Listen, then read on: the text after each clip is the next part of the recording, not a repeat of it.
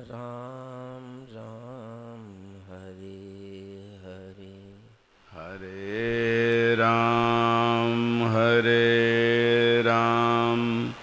राम राम हरे हरे। हरे कृष्ण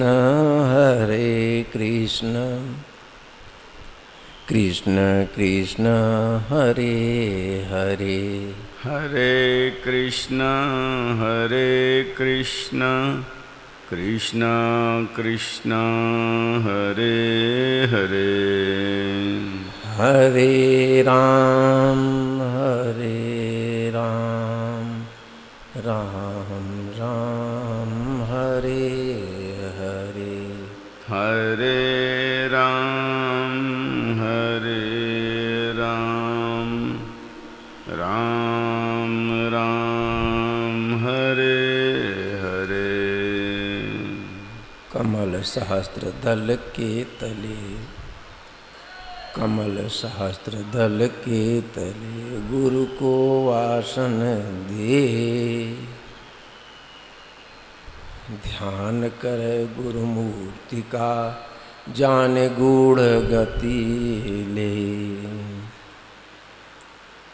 हरि जसुमत गृह खेल मचावें, हरि जसुमत गृह खेल मचावें। नाना विधि के खेल करत हैं जो बरनत नहीं सिरावें। हरि जसुमत गृह खेल मचावें। जय जय श्री श्याम, जय जय श्री श्यामा। श्याम जय जय श्री श्यामा। जय जय श्री श्याम, जय जय श्री श्यामा। जय जय श्री श्याम, जय जय श्री श्यामा। वृंदावन धाम पृथ्वी का वैकुंठ कहा जाता है। पद्म पुराण में इसको वैकुंठ कहा गया है। यह शाश्वत और चिन्मय धाम है, हमेशा रहा है। हाँ, यहाँ एक बहुत अच्छाई यह है कि यहाँ बिना कठोर तप के भी श्री राधा श्री कृष्ण के प्रेम की प्राप्ति हो जाती है। कठोर तप आवश्यक नहीं है यहाँ पर। और अभी तो परिक्रमा चल रहा है, उसमें 11 किलोमीटर की जो परिक्रमा वृंदावन की है, यह भी बहुत पवित्र है, क्योंकि मन को शांति देती है, साथ साथ आध्यात्मिक ऊर्जा से हमको भर देती है।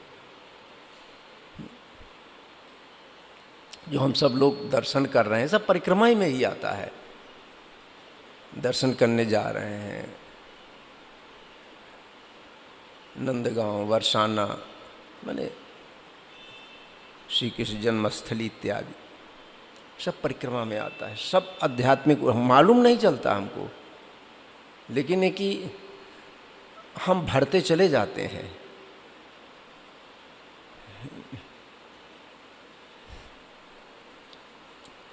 अगर पृथ्वी का सबसे उत्तम और परम गुप्त धाम है, परम गुप्त भाग है कोई, तो वृंदावन है।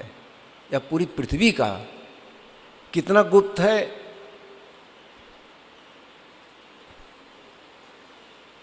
और कितना उत्तम है, यह अनुभव की बात है। वाणी में तो केवल शब्द से ही 1-2 शब्द बोले जा सकते हैं बस। क्योंकि वृंदावन धाम को पद्म पुराण में भगवान का साक्षात शरीर बताया गया है। यह हरि का शरीर है यह धाम।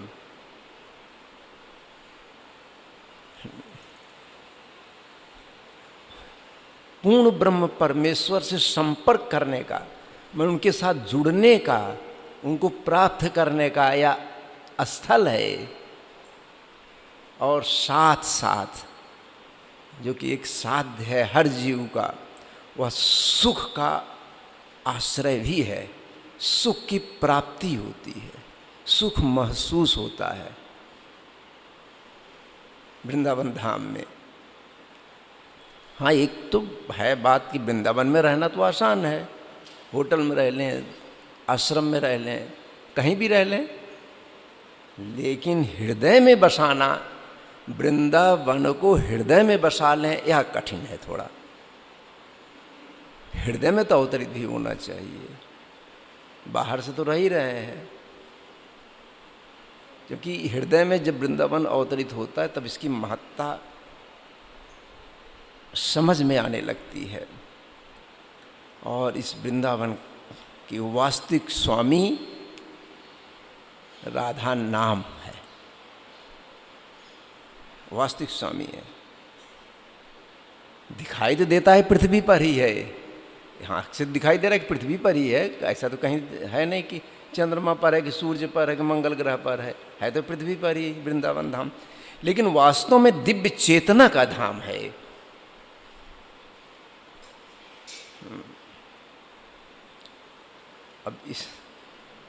अब इसकी महत्ता में आगे की कड़ी जोड़ते हुए सभी के व्हाट्सएप पर मैटर तो मैक्सिमम संक्षेप में हेडिंग में सब है। तो 7 गौड़ीय अति प्राचीन मंदिरों का उल्लेख है। फिलहाल एक बार हम रिपीट कर दे रहे हैं, जैसे कहीं मिस हो तो फिर समय तो आज और कल का ही है। जैसे कि सनातन गोस्वामी द्वारा स्थापित या सनातन गोस्वामी के ठाकुर श्री मदन मोहन जी आदित्य टीला पर है, ऊंचाई पर, आज इनकी चर्चा होगी। ब्रह्मकुंड के पास ही, माने रंग मंदिर के पास, रंग मंदिर से जैसे बाहर आएंगे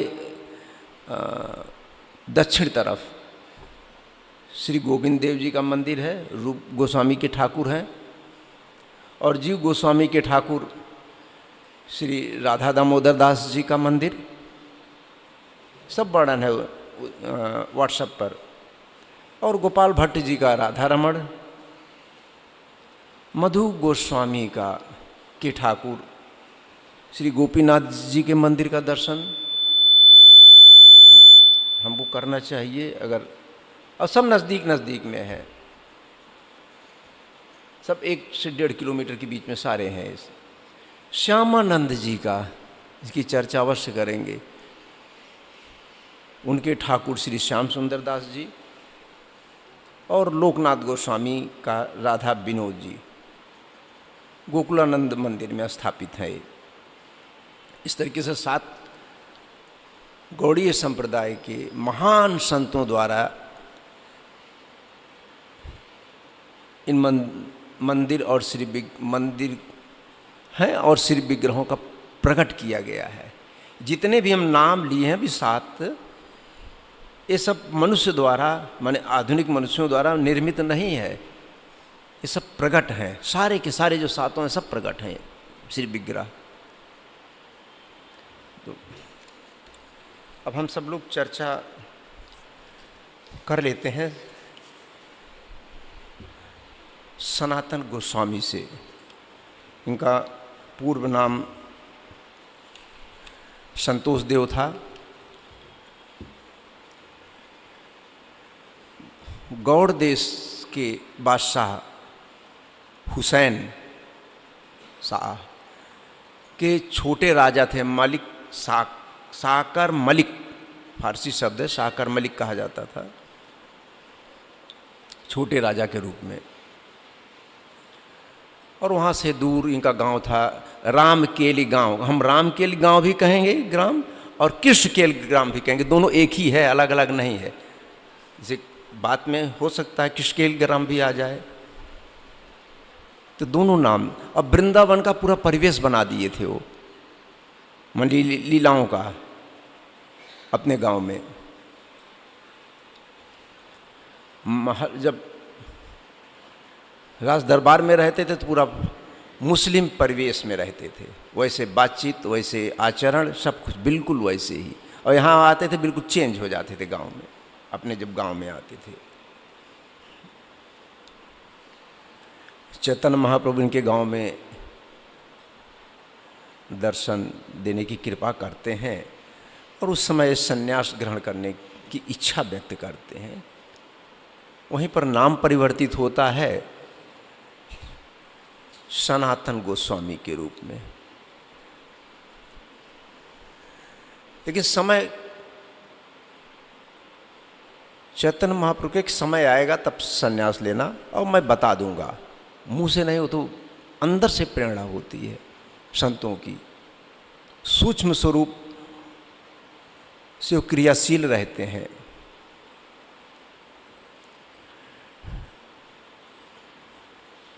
मन में वैराग्य जगा और राज दरबार में कहलवा भेजे कि मेरी तबीयत खराब है इसलिए मैं आ नहीं सकता हूँ। कई दिन नहीं आए। बहरहाल जासूसों से खबर मिली कि वो तो अपने घर में बैठ करके भजन कीर्तन कर रहे हैं, सत्संग कर रहे हैं। बादशाह हुसैन स्वयं आए और देखे कि ये तो सत्संग कर रहे हैं, बिल्कुल स्वस्थ हैं, और खबर करवा रहे हैं कि मैं बीमार हूँ। फिर समझाने लगते हैं कि इस समय बहुत ही समस्या की घड़ी आ गई है। उड़ीसा के राजा प्रताप रुद्र से तनातनी चल रही है, अब कब लड़ाई छिड़ जाए इसका भरोसा नहीं है, और ऐसे समय में तुमको संन्यास सूझा है, इस समय जबकि तुम्हारी सबसे ज़्यादा ज़रूरत है। नहीं कहे, नहीं मैं तो अब कृष्ण प्रेम में रम गया हूँ, मुझे कुछ भी नहीं अच्छा लगता है। बहुत समझाया तो कहा अभी आप कर लेंगे, सब कुछ तो किएंगे, आप फिर मंदिरों को तोड़ेंगे, श्री विग्रहों को तोड़ेंगे, ये सब तो स्वाभाविक चीज़ करेंगे, अब मुझे अच्छा नहीं लगता है। धमकी दिए कि मैं कारागार में बंद कर दूंगा तुमको। कोई असर नहीं। ठीक है, दरबार में आओ। गए, वहाँ भी समझाने की कोशिश किए, नहीं माने, उनको हाउस अरेस्ट कर दिए। मैंने अब उनको तो जेल जैसी नहीं मिलेगी ना सज़ा, समझाने की समझ में आ जाए तो हाउस अरेस्ट हो गए वहीं पर। इनके छोटे भाई रूप गोस्वामी बड़े चालाक थे, वे भी राजस्व मंत्री थे बादशाह हुसैन के।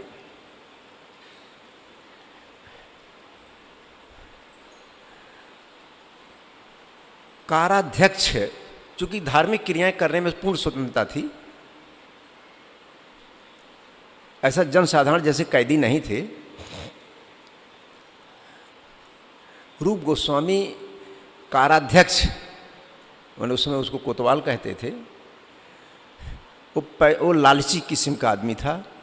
और रूप गोस्वामी कुछ उसका काम कर, इतने बड़े बड़े लोग हैं, कहीं न कहीं किसी का काम पड़ता ही रहता, तो उसका कुछ काम कर दिए थे। तो एहसान मंद भी था, लेकिन साथ साथ लालची भी था वो।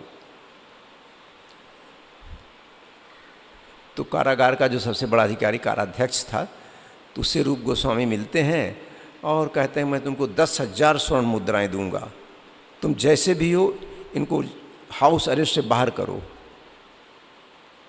पहले तो पैसा नहीं ले रहा था कि आपके एहसानमंद हैं, हम आपका काम करेंगे, लेकिन लालची था, ले लिया।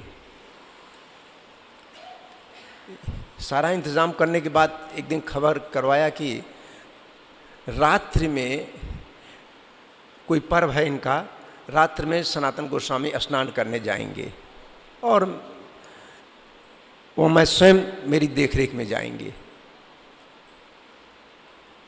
अपने विश्वसनीय सिपाहियों को लगा दिया और स्वयं भी रहा। उधर से नाव तैयार थी, नाव में बैठ करके चले गए, इस पार आ गए। दूसरा राज्य लग जाता था, गंगा जी ही बॉर्डर था, और खबर करवा दिया कि गंगा जी में लाभ को प्राप्त हो गए। मैंने गए स्नान करने के लिए, डूब गए। उनके साथ उनका एक नौकर भी था, ईशान, उनका सेवक था, साथ में गए। वृंदावन की तरफ चल दिए अपने सेवक के साथ।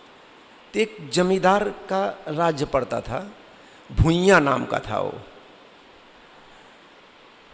उसके पास एक ज्योतिषी था बहुत बड़ा। जोशी बता देता था कि फला तीर्थयात्री या यात्री के पास इतने रुपए हैं, इतना स्वर्ण मुद्राएं हैं या चांदी की मुद्राएं हैं, और उनका बड़ा आवभगत करता था भुइयाँ, और रात में कत्ल करके लूट लेता था। उसका एक कार्य था। लेकिन सनातन गोस्वामी की बात मालूम नहीं थी, क्योंकि इनके पास कुछ था ही नहीं, तो क्या इनको लूटेगा। गया ये लोग, आवभगत खूब हुआ। अब इनको शंका हो गई कि मैं तो एक अपरिचित आदमी के प्रति इतना आवभगत होना, कुछ दाल में काला जरूर है, नहीं तो हमारे प्रति इनका इतना क्यों आदर सत्कार। उनको शंका हो गई कि हम लोगों को रात में मर्डर कर देगा ये। तो ईशान से पूछते हैं कि क्या तुम्हारे पास कुछ है क्या? मेरे पास तो कुछ भी नहीं है। तो कहता है कि मेरे पास 7 स्वर्ण मुद्राएं हैं, मैं रख लिया था कि काम आएगी हम लोगों को, कोई बात नहीं, मुझे दे दो। दिए और खबर करवाए कि जमींदार साहब आ जाएं, मैं उनसे एक अति आवश्यक बातचीत करना चाहता हूँ। आ गए वो। 7 स्वर्ण मुद्राएं उसके सामने रख दिए कि मेरे सेवक के पास था, आपके राजकाज में काम आएगा। हम सन्यासी हो गए हैं, हमारे लिए तो इसकी कोई ज़रूरत ही नहीं है। बड़ा खुश हुआ और अपनी बात बताता है कि आज रात मैं आपका मर्डर कर देता, दोनों लोगों का। क्योंकि मेरा ज्योतिषी की बात कभी गलत नहीं होती। मेरा ज्योतिषी कहा था कि आपके पास 8 स्वर्ण मुद्राएं हैं। फिलहाल सुबह हुआ, अपने कुछ सिपाहियों को दिया और अपना बॉर्डर को क्रॉस कराया, अपनी सीमा से बाहर कराया। फिर सनातन गोस्वामी सेवक से पूछते हैं कि उनका जोशी कह रहा था 8 स्वर्ण मुद्राएं, अब तुम मुझके दिए 7। तो कहा कि मैं एक चुरा कर रख लिया था, मैं उनको नहीं बताया। ओ, तुम मेरे साथ चलने लायक हो नहीं, और तुम अभी अभी तुरंत वापस हो जाओ, मैं तुमको अपने साथ नहीं रख सकता हूँ। तुम मेरे साथ सन्यास लेने आए हो, ये तो गुण ही नहीं है तुम्हारे सन्यास के अभी। तो उसको लौटा दिए ईशान को। आगे बढ़ते हैं, हाजीपुर तक पहुँचते हैं। हाजीपुर में उनके बहनोई श्रीकांत जी मिलते हैं। वो घोड़ा खरीदने के लिए आए थे बादशाह का। बहरहाल संक्षेप में एक बहुत सुंदर भूटान देश का बना हुआ कंबल उनको देते हैं कि आपको आगे ठंडा है मौसम, बंगाल तो ठंडा नहीं है लेकिन आगे तो ठंडा ही पड़ेगा, तो आप इस कंबल को रख लें। रख लिए कंबल। काशी में आते हैं, काशी तक। काशी में महाप्रभु चैतन्य जी का दर्शन होता है। बड़ी लंबी कथा है, कितना भाव। संन्यास लेने के बाद पहली बार दर्शन होता है, बहुत खुश हुए। कई दिन तक चैतन्य जी उनको शिक्षा दिए और कहें कि मैं आता हूँ गंगा स्नान करके। तो गए गंगा स्नान करने। एक भिक्षुक पड़ा था, उसके पास एक गुदड़ी थी। गुदड़ी में चित्थड़ टाइप का एक कपड़ा, गुदड़ी बोलते हैं, सोने ओढ़ने काम आता है। तो कहे कि हे भगवान, आप अपनी गुदड़ी मुझे दे दो और एक कंबल तुम ले लो। और कौन नहीं लेगा इतना महंगा कंबल। तो गुदड़ी दे दिया है, कंबल ले लिए। फिर आते हैं वही गुदड़ी ले करके चैतन्य महाप्रभु को गले लगाते हैं और कहते हैं कि वो विषय वासना का अंतिम चिन्ह भी वहाँ पर छोड़ दिए। फिर वृंदावन आते हैं और वृंदावन में उनको 4 दायित्व दिया जाता है। महाप्रभु 4 दायित्व दिए। पहला कि तीर्थों की खोज करना, सब विलुप्त हो गए हैं, अप्रगट हैं तीर्थ, उनकी खोजो, पहला। दूसरा, कृष्ण श्री विग्रह को प्रकट करो अपने भक्ति से। प्रभु स्वयं प्रकट होंगे श्री विग्रह। हमको बनाना नहीं है कोई श्री विग्रह, सब बने बनाए हैं, उनको अब प्रकट करना है, यह तुम्हारा काम होगा। तीसरा कहते हैं कि वैष्णव अस्मृत ग्रंथों की क्योंकि बहुत पढ़े लिखे लोग थे, बड़े लर्नेड लोग थे सब। 6 गोस्वामी बहुत पढ़े लिखे लर्नेड लोग थे। वैष्णव अस्मृत ग्रंथों की रचना करिए।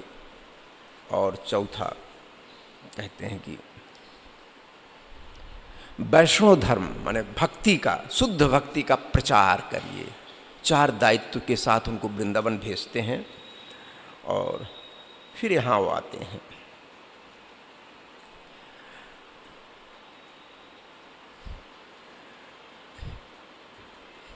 जब यहाँ से एक बार और लौट कर गए थे नीलांचल सनातन गोस्वामी, उनके शरीर में कुछ पेड़ पौधों की चीज़ें लग गई, खुजली हो गया, पूरे शरीर में मवाद हो गया। हरिदास की कुटी के पास रहते थे। अब चैतन्य महाप्रभु प्रतिदिन हरिदास जी की कुटी पर आते थे। हरिदास की अलग कथा है, उसमें नहीं जाएंगे। और दौड़ करके चैतन्य सनातन गोस्वामी को गले लिपट जाते थे। नंगे तो रहते थे, कोई कपड़ा तो पहनते नहीं थे, और उनका मवाद पूरे चैतन्य महाप्रभु के शरीर में लग जाता था। चैतन्य महाप्रभु बहुत सनातन गोस्वामी बहुत दुखी होते थे कि प्रभु के शरीर में मेरा शरीर का मवाद लग जा रहा है। एक दिन आत्महत्या करने की सोचे कि मैं आत्महत्या कर लूँगा, क्योंकि यह मुझे बर्दाश्त नहीं है। पूरा दूषित हो जाता है महाप्रभु का शरीर।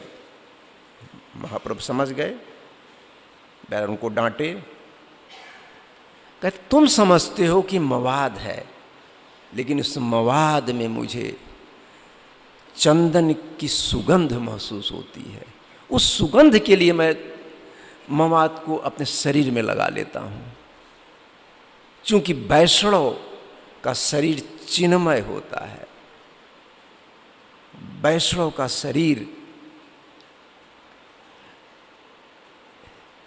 अप्राकृतिक होता है, प्राकृतिक नहीं है। वैष्णव का शरीर, संतों का शरीर, जैसे कि हम कहें वो तो प्राकृतिक, जैसे हम हाड़ मास है, हमारी स्थूल दृश्य ऐसा है। बस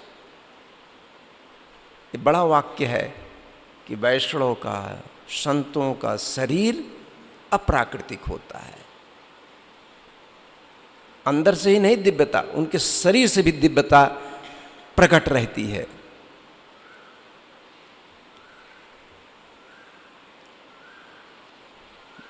अब उनकी खुजली खत्म, ठीक हो गई 2-4 दिन में, क्योंकि ये तो प्रभु की इच्छा से हो रहा था सब। फिर आए यहाँ पर वृंदावन लौट करके सनातन जी। मधुकरी लेते थे, भिक्षाटन करके भोजन लेते थे। भिक्षाटन में केवल आटा लेते थे बस, क्योंकि वृंदावन में तो ऐसा कुछ था ही नहीं उस समय, किससे लेते? तो उनको मथुरा भिक्षाटन के लिए जाना पड़ता था। मथुरा शहर था और पैदल में दूरी तो थी ही, 12-13 किलोमीटर की दूरी चले जाते थे। वहाँ पर ज़्यादा जाते थे दामोदर चौबे के यहाँ। उन्हीं के यहाँ मदन गोपाल, जिसकी हम चर्चा कर रहे हैं, मदन गोपाल का दर्शन होता है। मदन गोपाल पहले दामोदर चौबे जी, उनको कैसे प्राप्त हुई यह कथा नहीं मुझे मालूम। दामोदर चौबे जी के यहाँ देखते हैं और उनकी सेवा परिचर्या उनकी धर्मपत्नी माता जी करती थी। माता जी और दामोदर चौबे की भी एक लड़का था, उसका नाम सदन रखे थे, सदन। इनका नाम रखे थे मदन। इसी श्री विग्रह का मदन रखे थे और सदन रखे थे अपने बच्चे का। कहा जाता है कि सदन मदन दोनों लोग खेलते थे।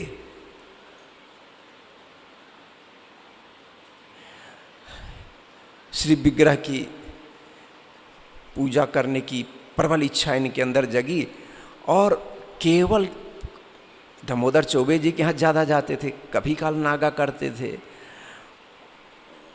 मदन गोपाल के दर्शन के लिए, और अंदर इच्छा भी रहती थी कि मदन गोपाल मुझे मिल जाएं। लेकिन कैसे कह सकते जिसको प्राणों से भी ज़्यादा दोनों लोग पति पत्नी मान रहे हैं, सदन से भी ज़्यादा मदन को मान रहे हैं, अब उनसे कैसे मांग लें? उनके हृदय के टुकड़े हैं ये तो। लेकिन इच्छा थी, अब भगवान की एक इच्छा हुई।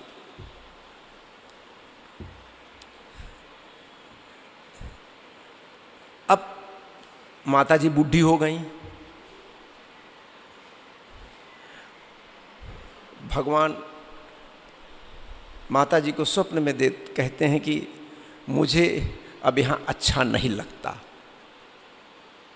मुझे वन में अच्छा लगता है, मुझे मेरी इच्छा है वन में जाने की। और सबसे बड़ी बात है कि आप भेद करती हैं मेरे में और सदन में, आप मेरे में आडंबर करती हैं, मुझे भगवान मानती हैं। पहले तो पुत्र जैसा मानती थी, सदन को अब कम सेवा कर रही हैं, मदन को ही सेवा ज़्यादा कर रही हैं। और मुझे आडंबर पसंद नहीं है, मुझे इष्ट मानती हैं अब आप, मैं अब नहीं रहूँगा यहाँ। स्वप्न आया गया, लेकिन उनके उचाट हो गया, स्वप्न ही नहीं हुआ, उनके मन में भी इच्छा हो गई ऐसे ही। सनातन गोस्वामी जाते हैं, कहते हैं कि कुछ नहीं कहते हैं, वो कहते हैं कि अरे यति, बोली में यहाँ यति कहते हैं सन्यासी, अब मैं बुढ़ी हो गई हूँ, अब मुझे 2 बच्चों को संभालना, क्योंकि वृद्धावस्था में प्राप्ति हुआ था पुत्र उनको, अब मुझे 2 बच्चों को संभालना बहुत कठिन लग रहा है, मुझसे हो नहीं पा रहा है। तो ऐसा करिए कि आप इनको लिख के आप सेवा करिए इनकी, मदन गोपाल की, माने श्री विग्रह की। अब इनको तो खजाना मिल गया, जो इच्छा थी पूरी हो गई। फिर मदन गोपाल को लेके आते हैं आदित्य टीला पर, जहाँ के हम लोग दर्शन करें, थोड़ा हाइट पर, बहुत ऊंचाई पर है, कुछ ही लोग चढ़ पाएंगे क्योंकि सीढ़ियाँ भी ऊंची ऊंची काफ़ी हैं। निर्जन स्थान था, और यह केवल आटा लेते थे, बस आटा की बाटी बनाते थे, कभी कभी पेड़ पौधों का जो पत्ता रहता था, पत्ता का साग बनाते थे, उसमें नमक नहीं डालते थे, वही भोग लगाते थे। एक दिन मदन कहते हैं कि बाबा थोड़ा इसमें नमक मिला दीजिए, यही बोले हैं, अलोना मुझे कम पसंद आता है, अलोना मैं बिना नमक का हमको पसंद नहीं आ रहा है, तो नमक मिला दीजिए। कहना अच्छा, मैं जो खा रहा हूँ यही तुम भी खाओ, आज नमक कर रहे हो, कल कहोगे घी लगा दीजिए, कल कहोगे साग बनाइए, अब झंझट पे झंझट लगाते जाओगे तुम तो। मैं भी तो खा रहा हूँ, तुमको खाने में क्या दिक्कत है? क्योंकि आपस में बातचीत करते थे। अब वो जिद कर गए कि नहीं इसमें नमक डालिए। इनको थोड़ा सा एनवायड हो, क्रोधित हो गए, कहते हैं देखो जो मैं खा रहा हूँ वही तुमको खाना पड़ेगा, अगर तुमको और तुम्हारी जीभ चटोर हो गई और कुछ खाना तो अपना इंतजाम कर लो। अब वो मायूस हो गए प्रभु, और जो बाटी थी उसका वो भी भोग लगा लिए। फिर बाबा खिलाएंगे नहीं तो कहाँ से खाएंगे? अब वो काम खत्म। इतना कुछ दिन में जमुना जी के तट पर ही आदित्य टीला है, अब तो सड़क बन गई है, नहीं तो बिल्कुल किनारे पर ही आदित्य टीला था। पंजाब के एक बहुत बड़े व्यापारी रामदास कपूर, नाव, क्योंकि उस समय नाव से व्यापार होता था, बहुत सारी सामग्री रख करके इसी रास्ते से किसी जगह जा रहे थे उसको बेचने के लिए, सामान को बेचने के लिए, व्यापार करने के लिए। आदित्य टीला के पास ही नाव फंस गई उनकी। होते होते शाम हो गया, बड़ी नाव थी, उनके जो सेवक थे नौकर बहुत कोशिश की, निकली ही नहीं नाव। अब उनको शंका होने लगी, क्योंकि यहाँ तो 2 ही लोग रहते हैं, तो साधु या तो डकैत चोर, अब तो लूट लेंगे, शाम हो गई, नाव बड़ी है, कोई छिपने वाली चीज़ तो है नहीं। बहुत दुखी हुए, चारों तरफ ऐसे घूमे तो एक जगह दीपक टिमटिमा रहा था, ऊंचे आदित्य टीला पर ही। तो दीपक टिमटिमा रहा है तो कोई सदुए होगा, चोर तो दीपक जला के बैठेगा नहीं, डकैत।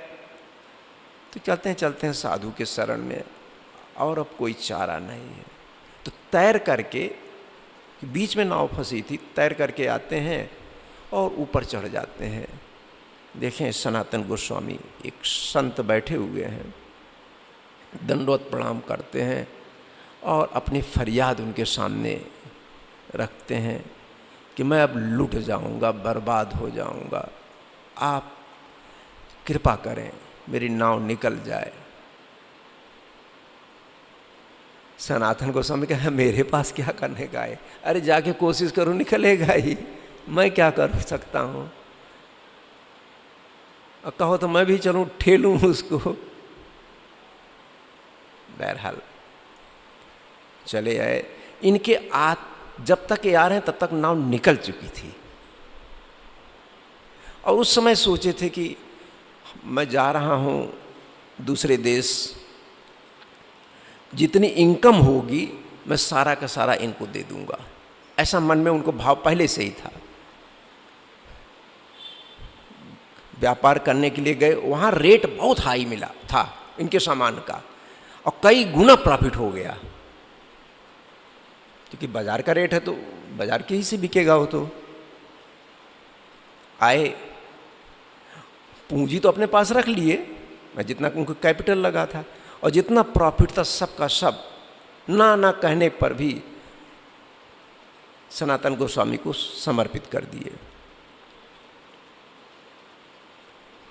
और बाद में रामदास कपूर उनकी धर्मपत्नी दोनों शिष्य भी हो गए। शिष्य अंदर से हुए, क्योंकि मंत्र तो देते नहीं थे, किसी को शिष्य तो बनाते नहीं थे, वो तो बनाए ही नहीं है किसी को शिष्य।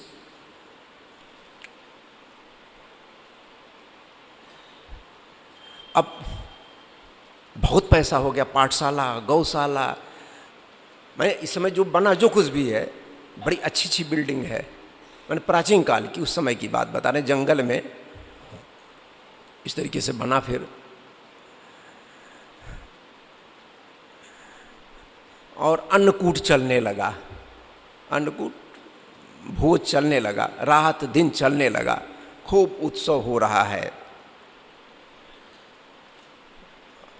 लेकिन अब इनको तो अच्छा नहीं लगा, फिर सोचे कि तो मैं फिर फंस गया। और फिर वहाँ का सेवा किसी को समर्पित करके वहाँ से छोड़ दिया स्थान को, स्थान को ही छोड़ दिए, आदित्य टीला को ही छोड़ दिए, चले आए नंदगांव में। नंदगांव में और श्री विग्रह की सेवा दूसरे को समर्पित कर दिए। नंदगांव में 4 दिन तक वैसे रह गए, कुछ भी नहीं। एक तो अपरिचित, सबके अपरिचित थे ही, और भिक्षाटन के लिए भी नहीं गए। उसी समय एक सुंदर बालक आता है, एक कटोरा में दूध लाता है, जिसका कि स्वाद अप्राकृतिक था। मैंने यहाँ भी इस तरीके से भगवान का साक्षात्कार होता है। अकबर, क्योंकि अकबर का शासन काफ़ी लंबा था, अकबर भी जीव गोस्वामी के समय भी थे, इनके भी समय में थे, उम्र अलग थी। तो अब कहा जाता है कि अकबर को दिव्य वृंदावन का दर्शन करा दिए थे, ऐसा कहा जाता है। और फिर गोविंद देव जी के मंदिर का, गोपीनाथ का, जुगुल किशोर, मदन मोहन का, सब मंदिरों का निर्माण हुआ। चैतन्य महाप्रभु और यह कहते हैं, अब केवल भाव पर धर्म बहुत दिन तक नहीं टिक सकता, केवल भाव पर, क्योंकि भाव बहुत तेज से बदलता है। शास्त्र प्रमाण और तर्क संगत युक्ति चाहिए। अगर तर्क संगत युक्ति नहीं है तो ज़्यादा दिन तक फिर वह धर्म टिक नहीं सकता। और इसका सबसे बड़ा उदाहरण तथागत भगवान गौतम। तथागत माने तर्क संगत जो करते हैं, तर्क के आधार पर, इसलिए तथागत उनको कहते हैं। गौतम बुद्ध बौद्ध धर्म को तथागत भगवान बुद्ध को कहते, क्योंकि हर चीज तर्क पर करते थे वो बात, और जो तर्क से सिद्ध नहीं कर पाते तो हम मौन हो जाते थे। यह सनातन गोस्वामी की घोषणा हुई। 84 कोष की भूमिका लिखा पड़ी तो नारायण भट्ट गोस्वामी किए थे, लेकिन उसकी प्रैक्टिकल उसको आरंभ 84 कोष की परिक्रमा को सनातन गोस्वामी जी आरंभ कराए हैं। यह प्रतिदिन गोवर्धन की परिक्रमा करते थे, प्रतिदिन। धीरे धीरे 90 साल के हो गए, अब तो शरीर बुढ़ा हो गया, शरीर चल ही नहीं पा रहा है। अब एक दिन एक बालक, और वही बालक जो दूध पिलाया था, वहाँ प्रकट होता है और कहता है कि बाबा ठाकुर प्रेम से रीझते हैं। वो बालक का ठाकुर प्रेम से रीझते हैं, परिश्रम से नाचा, परिश्रम से ना आए, परिश्रम से नहीं ठाकुर रीझते हैं, प्रेम से रीझते हैं। मैंने तो परिश्रम ही था ना परिक्रमा करना, लेकिन चूंकि इनकी इच्छा थी इसलिए एक शिला देते हैं छोटी सी, ये ले लीजिए शिला, अब इसी की परिक्रमा कर दिया करिए, हो जाएगा गोवर्धन की परिक्रमा पूरी हो जाएगी आपकी। आज उसमें प्रभु का चरण चिन्ह है उस शिला में। आज उस मदन गोपाल के चरण चिन्ह युक्त शिला राधा दामोदर मंदिर में स्थित है, माने जीव गोस्वामी के मंदिर में।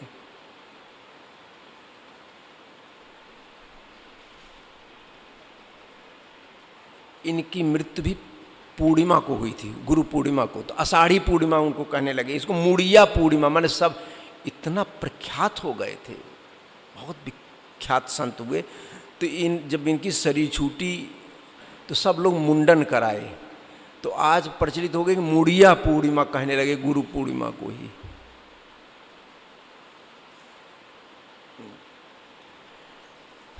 एक दिन की बात रही, एक लीला इनकी कहते हैं। एक गोप कुमार, इस ध्यान अवस्था की इनकी बात अब एक कर रहे हैं, एक गोप कुमार बन गए ध्यान में, और भगवान का प्रेम चाहते थे, भगवान से मिलना चाहते थे। नारद जी आ गए, नारद जी से पूछते हैं कि मैं भगवान से कैसे मिलूंगा और मुझे तुरंत उनसे मिलवाइए। सब ध्यान की बातें हैं, मैं मिलना चाहता हूँ, मैं उनसे एक क्षण भी विलग नहीं होऊंगा। कहीं चलिए बैकुंठ में वो तो रहते हैं, चलिए बैकुंठ में। बैकुंठ में पहुंच गए सनातन जी, बड़ी आओ भगत हुई इनकी, बड़ा खुश हुए। हाँ हमारे प्रभु, अब मैं यहीं रहूँगा, हमारे प्रभु यही हैं। भोजन की बात आई, लक्ष्मी जी और विष्णु जी की एक थाल लगी, एक ही थाली में खाने के लिए, इनकी अलग थाल लग गई।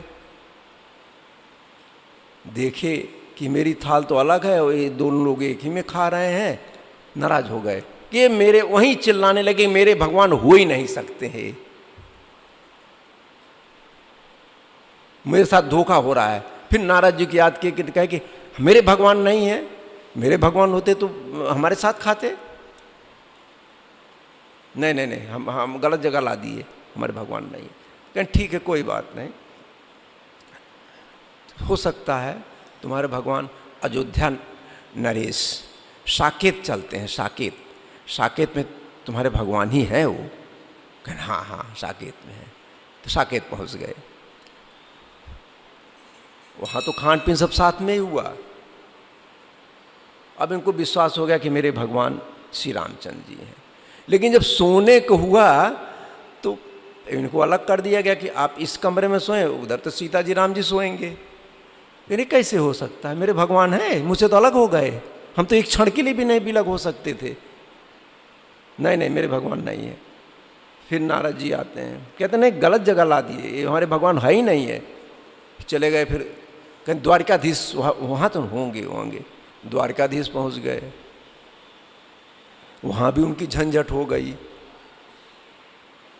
कमरे में शयन तो हो गया इनका, वहाँ तक तो हो गया, खाना पीना सब शयन, लेकिन चारपाई तो अब इनकी अलग हो गई।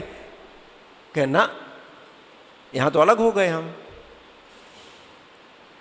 नारद जी बड़े चिंतित, कहते हैं चलते हैं वृंदावन। अब चलो मेरे साथ वृंदावन, निश्चित अब तुम्हारे भगवान वहीं मिलेंगे। वृंदावन आते हैं, दूर से देखते हैं एक सांवले रंग का बहुत ही सुंदर बालक थोड़ा दूर खड़ा है। दूर से देखते हैं, वो भी इनको देखते हैं, और दोनों लोग बड़ी तेज से दौड़ते हैं। उधर से भगवान कृष्ण दौड़ते हैं, इधर से ये दौड़ते हैं, और दौड़ करके गले लिपट करके दोनों लोग गिर जाते हैं जमीन पर, अब बेहोश हो जाते हैं। ये सब ध्यान अवस्था की बात हो रही है। और तब सनातन गोस्वामी जो गोप कुमार बने हैं, उनको पूर्ण विश्वास हो गया कि नहीं मेरे प्रभु तो श्री कृष्ण ही है। पूर्ण मिलन हो गया। मदन मोहन का श्री विग्रह जो ओरिजिनल की हम बात अब कर रहे हैं, इसमें तो यहाँ प्रति मूर्ति है, उसी से जैसे बनाई हुई है। औरंगजेब के डर से पहले आमेर गई, मैं जयपुर स्टेट, आमेर पुराना उनका किला था, आमेर पहुंच गई। आमेर में ही पूजा, और चूँकि वैष्णव लोग रहे हैं राज दरबार, उनके घर की राजकुमारी का विवाह करौली राजस्थान में है। जादौन यदुवंशी लोग हैं। गोपाल सिंह, करौली के राजा गोपाल सिंह, उनके घर में उन्हें उनके पुत्र से संबंध स्थापित हुआ। गोपाल सिंह को भगवान स्वप्न देते हैं, वो भी परम भक्त थे श्री कृष्ण के, मैं करौली के यादव वंश के पास लौटना चाहता हूं।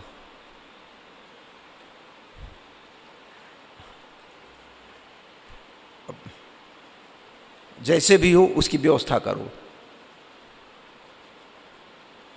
अब राजा माने जयपुर आमेर के राजा को प्राण से भी ज्यादा प्यारे मदन गोपाल, अब कैसे मांगे। फिलहाल भगवान का आदेश, जाते हैं आमेर, और गोपाल सिंह कहते हैं कि दहेज में आप मुझे मदन गोपाल को दे दीजिए। अरे राजकुमारी तो आएंगी ही, तो उन्हीं के साथ गोपाल को भी दे दीजिए। आप बताइए, संबंध तो स्थापित हो चुका है, मैंने शादी विवाह नहीं हुआ है अभी, लेकिन बातचीत तो सब फाइनल हो गई है।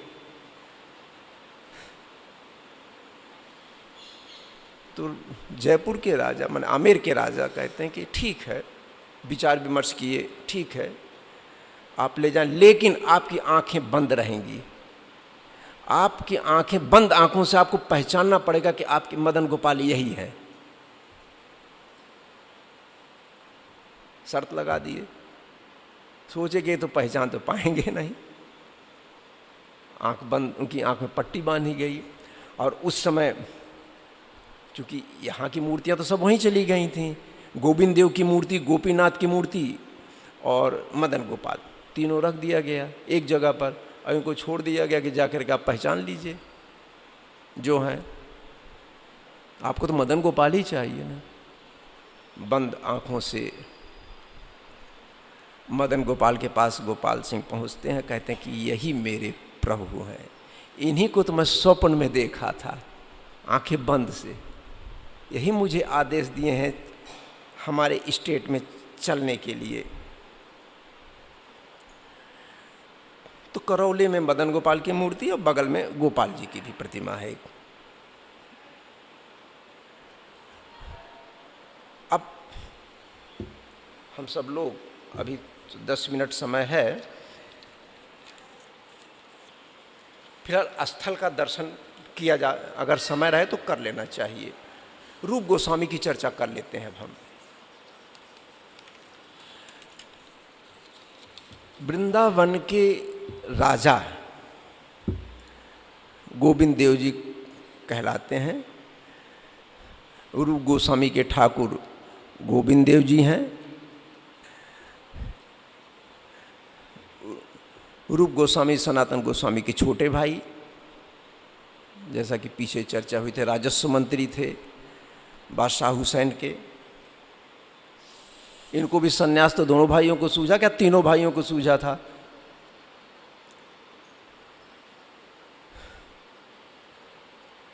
बादशाह हुसैन एक कोई आवश्यक कार्य पड़ गया,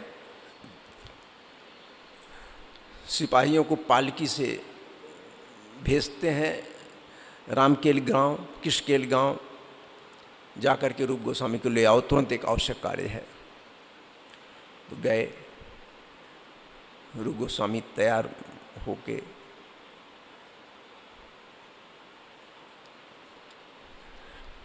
चलते हैं। बरसात खूब हो रही है, पूरा कीचड़ युक्त मार्ग हो गया है।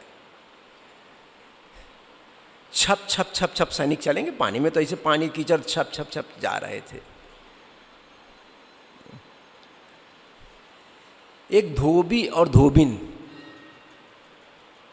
अपने घर में बैठ करके बातचीत कर रहे थे।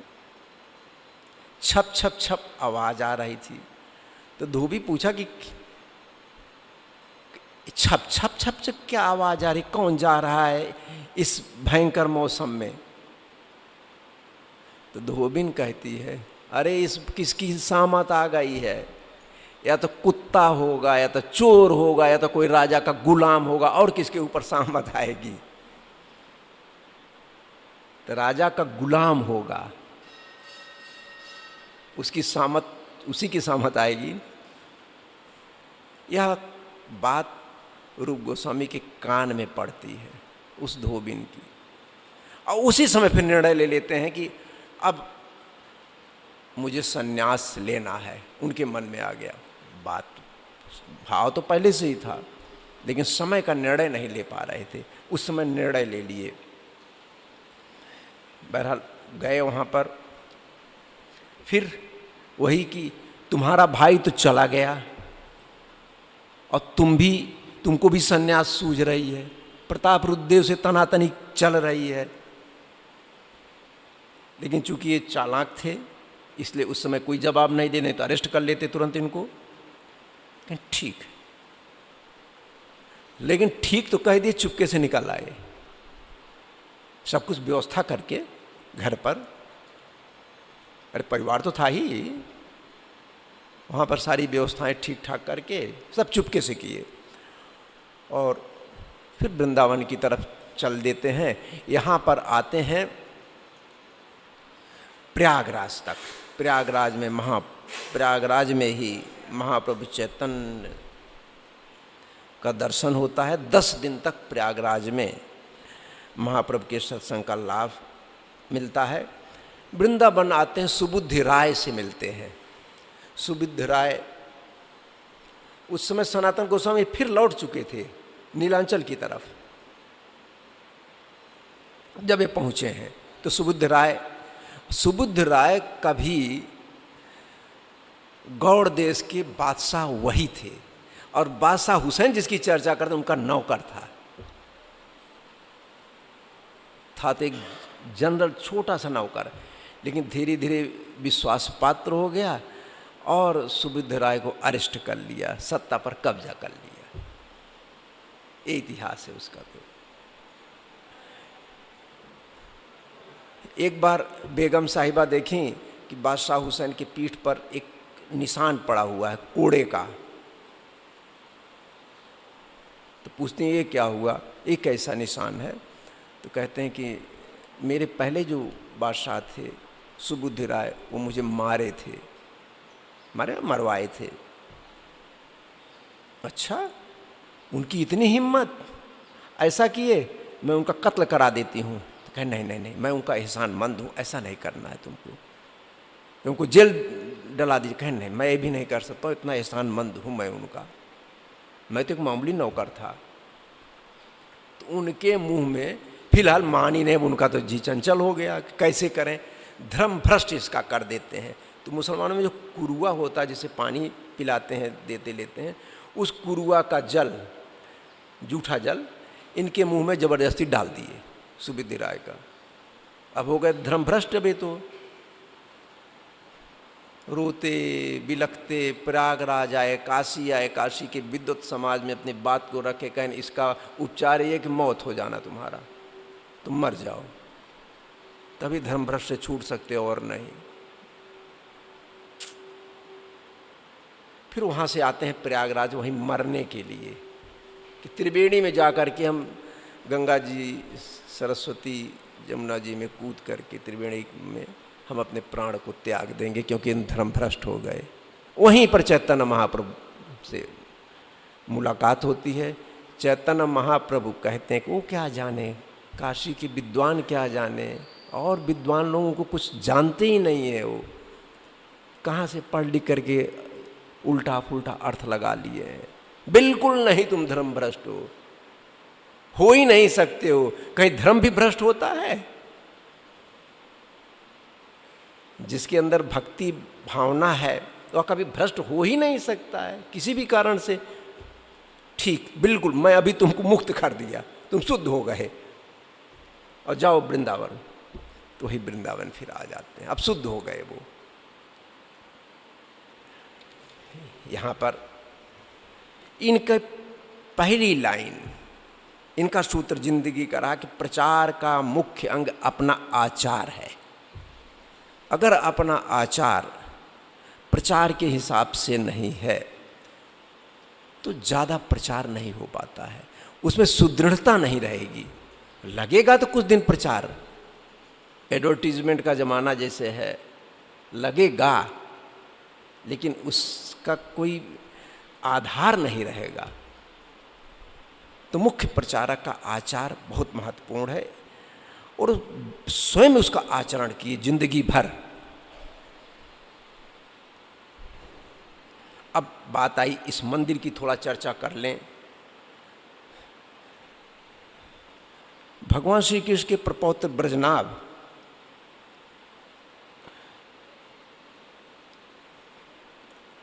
के द्वारा शास्त्रों में उल्लेख है कि उनके द्वारा स्थापित गोविंद देव जी का मंदिर योग पीठ पर बनाया गया था, ऐसा वर्णन है। वृंदावन के योग पीठ पर, मैंने सबसे मुख्य स्थान। बहुत खोजे, कहीं कुछ तो पता नहीं चल रहा था कि योग पीठ है कहाँ। एक दिन हा गोविंद बहुत थक गए, बहुत खोजे, कुछ नहीं पता चला, बेहोश हो गए गिर करके, समाधि में चले गए। कुछ देर बाद समाधि से जब उठते हैं तो एक बहुत खूबसूरत बालक उनके सामने आता है, कहता है कि बाबा क्यों इतना दुखी हैं? तो उस बालक के सामने वही बात कहते हैं कि योग पीठ वृंदावन का कहाँ है मुझे मालूम है। कहे नहीं, कहाँ, तो गोमेटीला पर तो है, उसका नाम गोमेटीला है।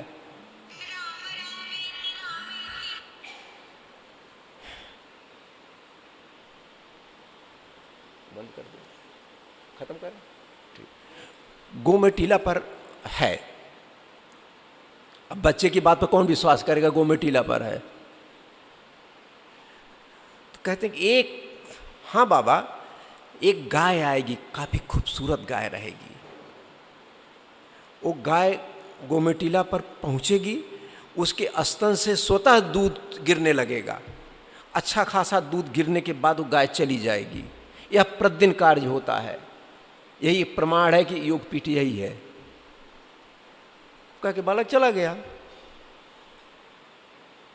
अब बालक की बात विश्वास तो थोड़ा अर्धविश्वास था, जाके देखते हैं, थोड़ी देर बैठे रहते, गाय आती है, गाय से स्वतः दुग्ध गिरता है।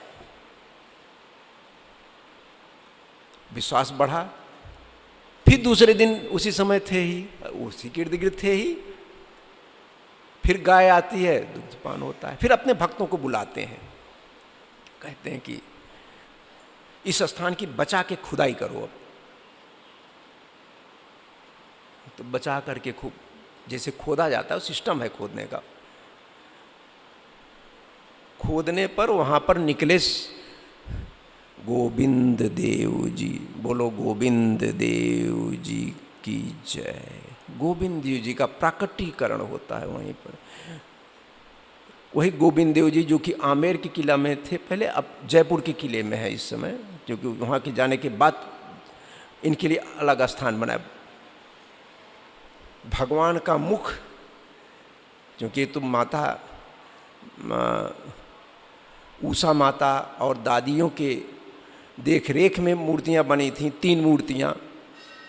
गोविंद देव भगवान के मुख के समान, मदन गोपाल भगवान के चरण, सबसे खूबसूरत चरण मदन गोपाल का, मुख गोविंद देव का, और वक्षस्थल गोपीनाथ का। फिर हम लोग भी दर्शन करने गए थे, हमारे साथ भी लोग गए थे अभी गोविंद देव जी का दर्शन करने, लेकिन कोई पीछे गया ही नहीं कि बंदर काट लेगा, बंदर काट लेगा। हम अकेले गए, क्योंकि हमको बता दिया था ऑटो वाला कि योग पीठ पीछे है, आगे मंदिर है, इसलिए पीछे जरूर वो तो ये नहीं कहा, वो कहा कि पीछे जरूर जाइएगा, बस हमसे यही बोला था। हम उसके वाक्य को मान लिए कि भगवान की प्रेरणा से कह रहा है कि मुझे पीछे जाइए। हम पीछे गए तो योग पीठ पीछे बना हुआ है। मैंने लोग कन्फ्यूज़न में कह रहे हैं, कुछ ही लोग जाते हैं, आगे देखे दर्शन के चल दिए। आपको जाने का मौका मिला, पीछे जाइएगा। कभी ये 5 मंजिला लाल पत्थर से मान सिंह अकबर से कहे, और अकबर मान ली, क्योंकि लाल पत्थर राजस्थान में सरकारी कंट्रोल के अंतर्गत था, वो पब्लिक के अलाउ नहीं था बिना राजाज्ञा के। तो अकबर निःशुल्क लाल पत्थर दिया था, जो लाल पत्थर इस समय लगा हुआ है। ये कभी 5 मंजिला था, लेकिन औरंगजेब आया तो इस मंदिर को ध्वस्त कर दिया। अब तो 3 मंजिला बनाया है, दूसरे लोग बनाए इसको मंदिर को। फिर ब्रजनाभ 8 मंदिरों को बनाए थे। केशव देव मथुरा मंदिर और श्री विग्रह। हरदेव हम तो नहीं गए, महाराज जी शायद गए होंगे।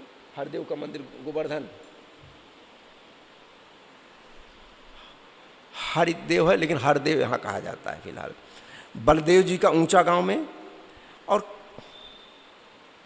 हरदेव, बलदेव, केशव देव, गोविंद देव, ये 4 देवों की स्थापना किए हैं। और 2 नाथ, श्रीनाथ और गोपीनाथ।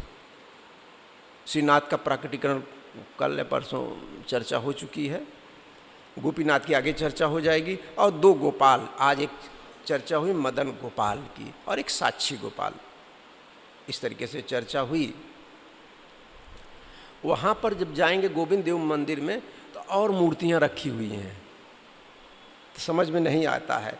एक तो राधा जी हैं और गौरांग की मूर्तियाँ हैं, गौरांग और निताई, नित्यानंद, भगवान नित्यानंद की और चैतन्य महाप्रभु की मूर्तियाँ ऐसे हैं गोविंद देव जी के पास, ऐसे रखी हुई है। हम पूछे भी, पुजारी बहुत अच्छा आदमी थे, ये किसकी मूर्तियाँ, कहने उन्हीं की हैं। फिर गोविंद देव जी के पास राधा जी की मूर्ति की स्थापना की एक अलग कहानी है। राजा प्रताप रुद्र देव के पुत्र पुरुषोत्तम जाना को स्वप्न हुआ। ये भी ऐसे नहीं है, ऐसे आए हैं कि मदन गोपाल के पास पुरी के निकट मेरी एक विग्रह है। लोग मुझे अलग अलग नामों से जानते हैं। लोग कहते हैं लक्ष्मी जी की है, लेकिन मैं राधा जी हूँ। अरे जो बड़ी मूर्ति है ललिता जी की है। इन दोनों मूर्तियों को ले जा कर के गोविंद देव जी के मंदिर में पधरवाइए। इस तरीके से पुरुषोत्तम जाना को स्वप्न हुआ। तो जो राधा जी हैं वो पुरी के निकट जो लक्ष्मी जी के नाम से जाना जाता था, वो श्री विग्रह यहाँ पर आई। फिर नहीं तो सब तो ओरिजिनल तो चले गए हैं, सब जयपुर में ही है इस समय। और फिलहाल और की चर्चा तो ज़्यादा हो जाएगी, एक चर्चा कर दें हम। रूप गोस्वामी साक्षात खुली आंखों से भगवान की लीला का दर्शन करते थे। इसका एक प्रकटीकरण हो गया, अचानक भगवान की लीला थी। रूप गोस्वामी प्रतिदिन सत्संग करते थे। सत्संग में वृंदावन के साधु, अन्य लोग, साधु ही थे और तो कोई ऐसे थे नहीं, साधु लोग आते थे, सत्संग सुनते थे। उसमें कृष्णदास जी थे, बहुत बड़े संत थे वृंदावन के, वृद्धावस्था थी, वे भी आते थे। प्रायः वो पीछे बैठते थे, इसलिए कि उनके पैर में प्रॉब्लम थी, धीरे धीरे चलते थे, आते आते देर हो जाती थी तो पीछे जगह मिलती थी। एक दिन सोचे कि मैं आज आगे बैठूंगा और सबसे पहले चलूंगा, तो बहुत पहले चल दिए। आए, कोई तब तक नहीं आया था। रूप गोस्वामी तो बच्चे उनके सामने हंस रहे हैं। रूप गोस्वामी कृष्णदास को देख करके, कृष्णदास को बड़ा बुरा लगा कि तुम मुझे बैठने के लिए, बहुत सीनियर, दूसरे उच्च कोटि के संत, बैठने के लिए भी नहीं कहा, कोई बात नहीं, कम से कम मेरे लंगड़ेपन पर हंसना। तो वो सोच रहे हैं ऐसा कुछ है नहीं, लोग सोच रहे हैं कृष्णदास जी कि मेरे लंगड़ेपन पर हंस रहे हैं। लंगड़ा तो कोई भी हो सकता है, अब वृद्धावस्था में वैसे सब लंगड़े हो जाते हैं। तो ऐसी एक कोई साधु है, सत्संग के लायक है, नाराज हो गए और नाराज होकर के लौट गए अपने कुटिया पर। इधर जो उनके खुली आंखों से भगवान की लीला का दर्शन होता तो बंद हो गया। बहुत प्रयत्न किए, बहुत रोए, दर्शन हो ही नहीं रहा है, तो कुछ हो ही नहीं रहा है। अपने भाई सनातन गोस्वामी के पास जाते हैं। बड़े भाई सनातन गोस्वामी कहते हैं कि एक बार लीला आरंभ हो गई तो लीला बंद नहीं होती है। आरंभ हो गई तो हो गई। केवल एक कारण बनता है बंद होने का, अगर किसी भक्त का अपमान हो गया हो तो उस समय लीला बंद हो जाएगी। क्या तुमने कोई किसी भक्त का अपमान किए हैं? कहें नहीं, ये तो स्वप्न में भी नहीं हो सकता है। मैं किसी भक्त का क्यों अपमान करूंगा? किसी का भी नहीं अपमान करूंगा, भक्त की तो बात ही नहीं है। कहें दिमाग में जोर लगाओ, कुछ नहीं पता। तो एक प्रोग्राम रचे, सनातन गोस्वामी कहे ऐसा है कि एक भोज करो, अरे भंडारा करो, उसमें सबको पाती जाएगी, निमंत्रण जाएगा। अगर जो निमंत्रण पत्र नहीं लेगा, माने पाती जो बोलते हो यहाँ की भाषा में, निमंत्रण स्वीकार नहीं करेगा तो समझ लीजिए वही नाराज है। तो लोग ले गए निमंत्रण सबको देने के लिए। कृष्णदास जी के पास गए कि उनको भी निमंत्रण, भंडारा है। कह रहे भंडारा मैं उसके यहाँ जाऊंगा? अरे वो तो किसी लायक साधु लायक नहीं है, वो तो यूं ही मेरे लंगड़ेपन पर हंसता है, उसको अंदर तो कुछ ज्ञान ही नहीं है। बहरहाल सुना दिए। जो ले गए थे पाती, भंडारा का निमंत्रण, आके कहते हैं कि सब लोग निमंत्रण ले लिए, केवल कृष्णदास जी नहीं लिए। फिर दोनों भाई जाते हैं कृष्णदास जी के को दंडवत करते हैं और कहते हैं कि मैं आपका कब अपमान किया? कहें तुम भूल गए, मैं उस दिन गया था, हंस रहे थे खुली आंखों से, मुझे देख के हंस रहे थे। कहें ना, वहीं पर उसको डिस्क्लोज करना पड़ा, मजबूरी थी, बताना तो नहीं है लेकिन फिर भी बताना पड़ा कि नहीं ऐसा नहीं है महाराज जी, मैं खुली आंखों से मैं राधा जी की एक लीला में निमग्न था, मैं आपको जान ही नहीं पाया। और उस समय लीला यही थी कि एक वृक्ष है, वृक्ष की टहनी डाली नीचे थी, तो राधा जी आके उसको पकड़ लिया। एक्चुअली नीचे नहीं थी, कृष्ण भगवान ऊपर थे, उसको नीचे कर दिए थे। तो राधा जी पकड़ ली डाली खेलने के लिए। इतने में भगवान कूद गए उस डाली से अब डाली ऊपर हो गई और राधा जी अब ऊपर हो गई, अब खिलखिला के हंस रहे हैं। लीला यही थी, क्या लीला तो यह थी। मैं भी देख करके लीला को मैं भी हंसने लगा, सब हंस रहे हैं, हम भी हंस रहे हैं, हमको भी बहुत अच्छा लग रहा है। तब कृष्णदास जी समझो, तो खुली आंखों से प्रभु की लीलाओं को देखते थे। ऐसे रूप गोस्वामी के मंदिर का दर्शन हम सब लोग करेंगे। श्री गोविंद देव जी का श्री राम जय राम जय जय राम, श्री राम जय राम जय जय राम, श्री राम जय राम जय जय राम, श्री राम जय राम जय जय राम। आगे महाराज जी से अनुरोध है, आगे कार्यक्रम। बोले श्री कृष्णचंद्र भगवान की। आज यहाँ इसको हम लोग विश्राम देंगे, फिर 9 बजे दर्शन होगा। 9 बजे हो जाएगा ना सत्संग शुरू।